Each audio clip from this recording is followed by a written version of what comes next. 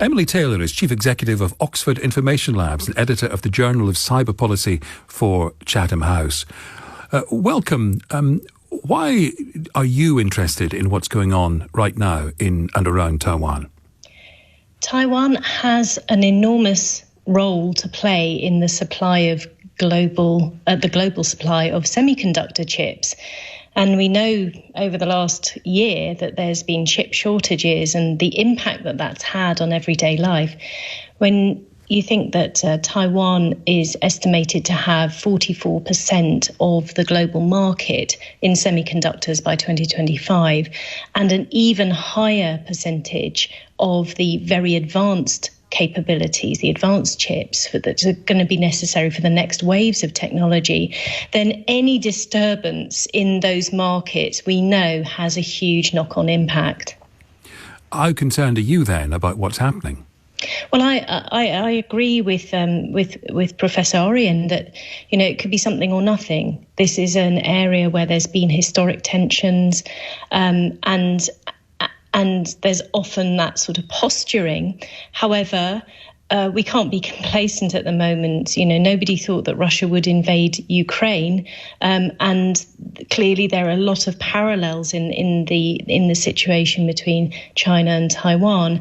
And I think it was very significant that Nancy Pelosi, in her short visit, did actually visit the Taiwan semiconductor manufacturing company and also mentioned the CHIPS Act in her press conference as well. As for this country, I suppose one possible solution might be making our own chips. Yes, and a lot of countries are thinking the same way. The US is bidding to make major investments.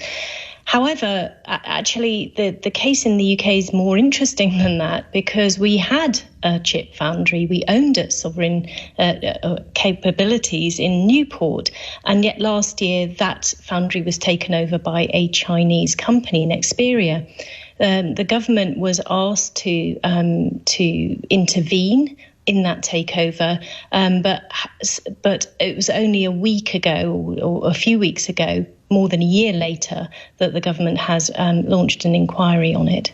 While we have you on, if you don't mind, can I pick your brain about another story today? The concerns about the security of the Conservative Party leadership election, GCHQ raising more than an eyebrow. What do you understand? Well, the cybersecurity of election systems has always been a concern, and it's not the first time that GCHQ have actually issued similar warnings. A few years ago, they did the same.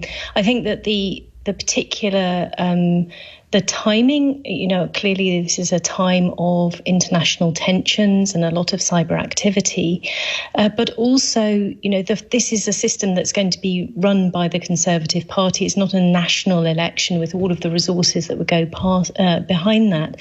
And typically, where you have these,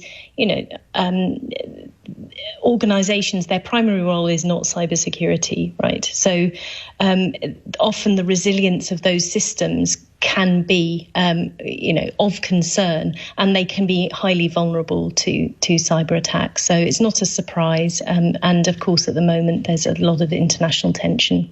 Thank you. Emily Taylor, Chief Executive of Oxford Information Labs and Editor of the Journal of Cyber Policy for Chatham House.